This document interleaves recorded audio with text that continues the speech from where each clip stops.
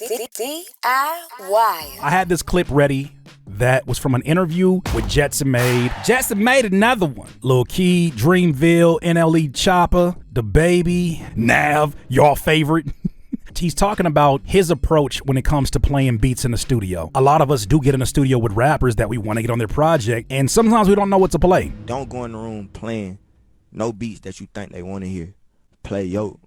Stick to yourself. Bring them to your world. Yeah, for sure. Control it.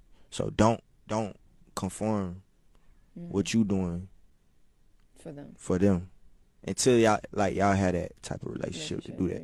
Feel me? Because some situations that's a good is different. Piece of advice. I never really heard nobody say that. Definitely. I feel like that's what it's about with producers. I feel like that's why the game kind of saturated now, because everybody doing what they think.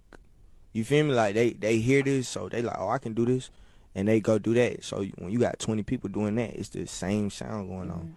So if you want to stand out, like how I'm standing out, you got to be the 21st person who doing something else. You know what I mean? So because that's gonna separate you. That's a fact. A lot of great points were made. When you walk into a studio session with an artist that you have been invited to press play for, and if you walk in there thinking that for a second you about to come in with a whole batch of beats that could have been throwaways for their last project, and that's the same headspace they're in right now, you will be sorely mistaken, because I have made that mistake more than enough times. I did it with Kendrick Lamar. I was sending him all kind of Kendrick Lamar EP. His mindset was probably already in like the OD album or Section 80. He probably was in that mindset, and I'm sending him beats from his first project. When we get it, it's already aged, especially for the artist. When we get the projects as a general consumer, and as producers, a lot of times we're still general consumers because we're not in the room when these things get mixed and mastered and exported. When we get the music, that thing is probably months and months old, and they've probably already moved on. There's probably songs already heading into the summertime or the next direction that they want to go into. They're in a completely different season than when they made that music. So for you as a producer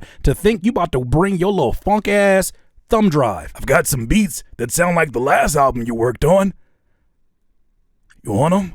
No, they don't want them. They don't want them. They've moved on. And if artists are as trendy as Jetson Made is just saying that they are, not only are they moving on, but they're trying to move on to the next trend. And they're trying to find it quickly. My approach when I've been in studio sessions and I wanted to press play, or I wanted to get on an artist's project, now these days, independent artist projects, I got a 3-beat system. I can bring 12 beats that fit these 3 categories. So let's call it a 3-category system. I have one for sure that are beats that may not necessarily sound like the last project, but if I was invited to produce something in that era, I give you something that sonically fits that. So if you're in a jazzy place, I'm going to give a version of that jazzy production, but with my branding over the top of it, with my style over the top of it. So then that way, when you hear it, it doesn't sound like a throwaway from that project. It sounds like, oh, this is a sonic that I have shown appreciation for. Instead of trap drums, it has a drum break on it. That is a new direction for an artist. The second one, I am absolutely bringing oddball beats. Beats that I never in a million years would think that they wanted. A beat that I know for damn sure ain't for them. And then third,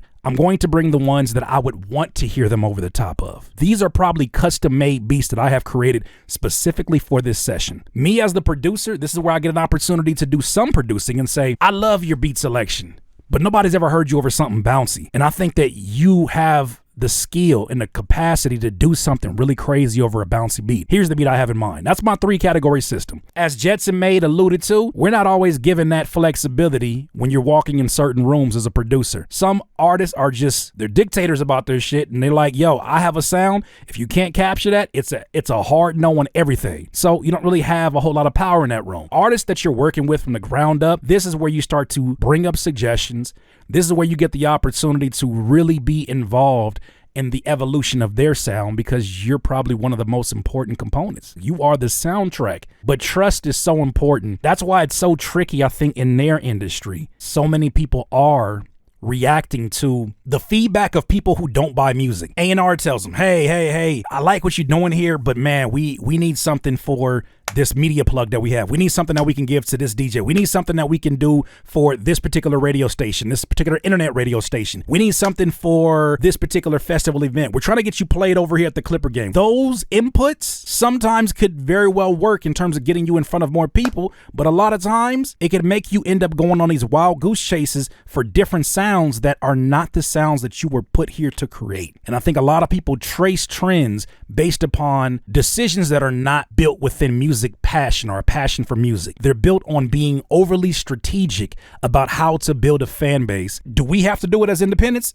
Shit. No. Here's another slide I want to get to, which I think is talking on the same subject. So this is Tay Keith. When you get in a studio, you got to peep the vibe. So he's giving instructions on studio session advice. When you get in the studio with niggas, you got to peep the vibe. You got to know, like, and when I say vibe, this for the producers out there, like, if you're not used to going to the studio with niggas, then just sit back and watch how niggas move each studio session you in. You know? Get in there and shut up.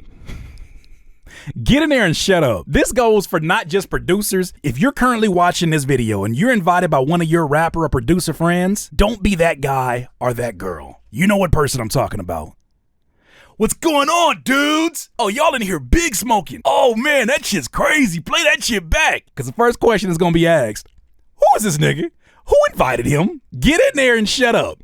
And not shut up because you're scared or because you're timid.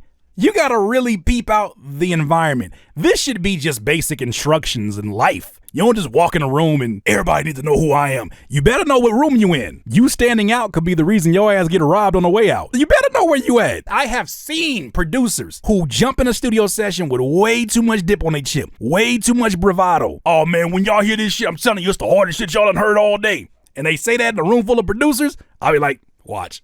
And they play some shit. And it'd be terrible. And the artist be like, yeah, that's not really what I'm looking for, but it's all good. Keep it going. Oh, okay, don't even worry about it. I got some more shit. And they do it to themselves. I've seen somebody play 25 beats and not near one of them got picked because of their attitude. I think the artist would have been more open to the music had the producer not been such a dickhead, not so arrogant. You could be coming in thinking, I'm finna play this nigga this shit. Whole time, he want your shit. You feel me? Like, I might get in the studio with a nigga and I'm thinking like, bro, I done cooked up some beats, I'm finna cook up some beats of his vibe or what type of music he make. The whole time, he might be in a mode where, man, I got Tay Keith coming up to the studio. I got Whoop the Whoop coming up. This young nigga, I know what type of beats he make. Guess what? You know what I'm saying? Don't get it twisted. There are artists that look up to producers. I know that we don't always get our roses like that, but there are artists who look up to producers. As I'm sure the artist he's talking about is excited about Tay Keith coming to the studio. In that artist's brain, they're thinking like, damn, this is Tay Keith. He didn't produce for Drake. As soon as I get that one with Tay Keith, we out of here. We out of here. They're thinking that. And imagine Tay Keith comes in there and makes them a beat that one of their in-house producers could have made. It's like, I like it. I do. It's just not what I was expecting from you, Tay Keith. I just wanted one of those ones. When it come to the studio, first thing is knowing what the vibe is and what the artist on. Don't be on no too much ego shit. I wish somebody would have told a young Curtis King in some of these rooms, hey bro, shut up. Like, not even shut up, chill out. Relax. You'll be invited back if you're cool. I learned that through trial and error. Eventually, I did notice in a lot of these sessions, the people that didn't get the invite back were the ones where they were like, yeah, his beats is cool, but this thing is way too much to deal with. Or the person that was like, yeah, his beats is cool, but he kind of a weirdo. Y'all get that energy from him? And all you did was just sit there like this. You didn't even say nothing. Now you're the weirdo producer. Now they're telling all their other buddies about you. And now when you go in the studio, people looking for you to do some weird shit. Just go in, observe, and honestly, if you're looking for a more strategic way to do it, here's the lesson that I got from life strategist Tony Robbins. If you find yourself in a new environment where you want to build rapport with people, mirror what they do. If you're talking to an artist and they're trying to describe the beat that they want and they keep using their hands, when you respond to them, use your hands. You may think like, nah, they're going to catch on to that. It's going to look real sus like I'm copying them. No, this is what you naturally do with people that you like or aspire to be like, AKA your best friend. When y'all get to joking, don't y'all laugh damn near the same way? Don't y'all run in two different directions? That's what we do because we're like one another. We like people who are like us. It's human psychology 101. So if you get yourself in these studio situations, see and peep the room out. I'm not saying you got to smoke if you don't smoke, but I'm saying just peep where the energy's at. You may be bringing a bit too much. You may be going in there and doing a little bit. You may got too much dip on your chip. Just relax. You're supposed to be there.